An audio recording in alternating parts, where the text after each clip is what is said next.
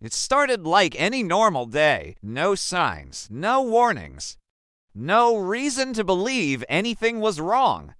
But by the end of that night, she was gone. Her name was Emily Carter. 26 years old, smart, independent, the kind of person who always checked in, always answered calls, always followed routines. That's why what happened next made no sense. On a quiet Thursday evening, Emily left work at exactly 6:12 p.m. Security cameras showed her walking to her car, unlocking it, and driving out of the parking lot.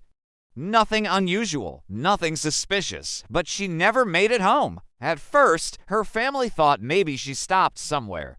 Maybe dinner, maybe a quick errand, but hours passed and her phone went straight to voicemail. By midnight, panic started to set in. Her sister reported her missing the next morning. And that's when everything began to unravel. Police quickly traced Emily's last known location.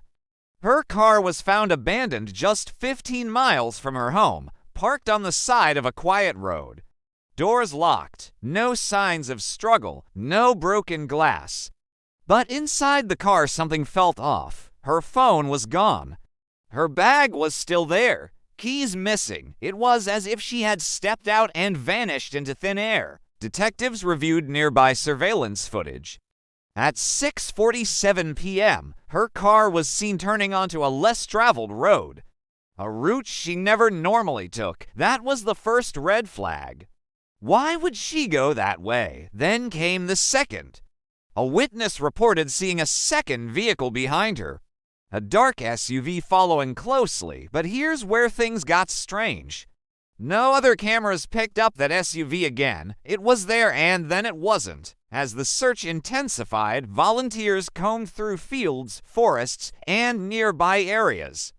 Days turned into weeks. No trace of Emily, no phone signal, no activity on her bank accounts, nothing. It was like she had been erased. Then, 2 weeks later, investigators found something.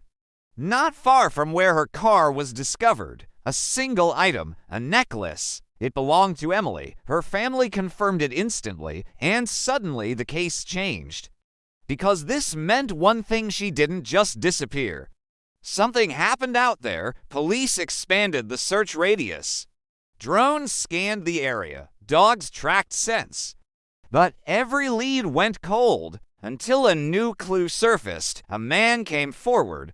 He claimed he saw Emily that night, not driving, not alone, but standing near her car talking to someone. He couldn't see the person clearly. Just a silhouette, tall, still, watching. Now investigators had a timeline. 6:12 p.m. Leaves work. 6:47 p.m. Takes unusual route. Shortly after, seen speaking to unknown individual. Then nothing? Who was that person? Was she forced off the road? Did she stop willingly? Or did she know them? The case quickly gained national attention. Online communities began digging. People analyzed maps, timelines, patterns. Some believed it was a random abduction. Others thought it was planned, but one theory stood out. Emily had recently changed her routine. A new gym, different routes home. What if someone had been watching her, learning her movements, waiting for the right moment? Then came the most chilling detail. Investigators discovered that her phone briefly turned on 3 days after she disappeared, just for a few seconds, pinged a tower nearly 40 miles away, then shut off again. That changed everything, because now it meant whoever had her was still moving. Search efforts shifted immediately. New area, new hope, but once again, nothing. Months have passed. No arrests, no confirmed suspects. Just questions, unanswered, unresolved. Her family still waits, still searches, still hopes.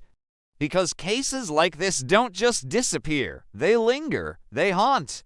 They leave behind a silence that never fully fades. And somewhere out there, someone knows exactly what happened that night. If you had one clue to follow in this case, what would you focus on first?